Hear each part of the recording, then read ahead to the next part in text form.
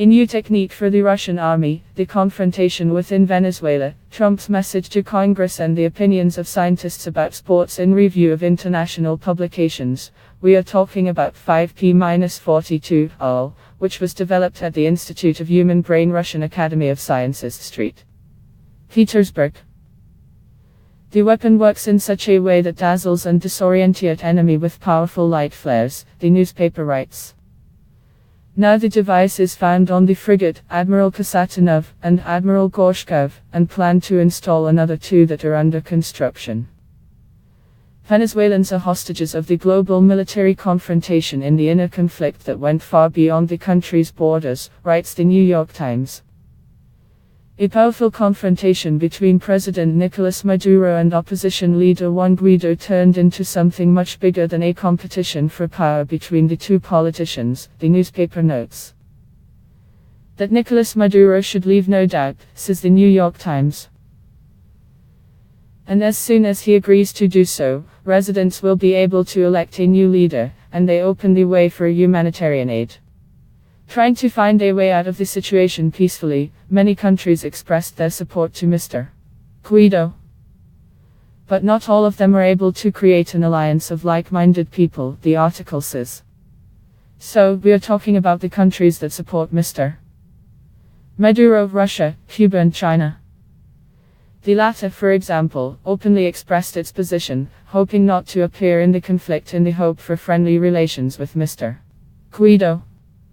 With regard to the Group of Lima, which included most of the countries of Latin America and Canada, with the support of the US and the EU, it is more concerned about the prospect of mediation in the war, the newspaper writes. The calming message of Mr. Trump went against the bitter reality of how he governs the country, says the publication in its editorial titled, A Message of Unity from the Agent of Discord. Everything that happened in the hall of Congress, it only emphasized the reality in American politics that can be described in two words, confusion and dysfunctional, the newspaper said. Again and again Donald Trump tried to change the tone that just announced his decision to run for president, along with attacks against immigrants from Mexico. And if his words are of little faith, his actions are of great importance, highlights New York Times.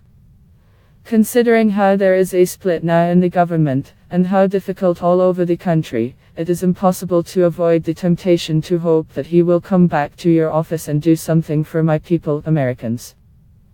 But instead of having to wait until that happens, the best solution for those citizens who are interested in a rugged country, to concentrate on its own development, concludes the newspaper.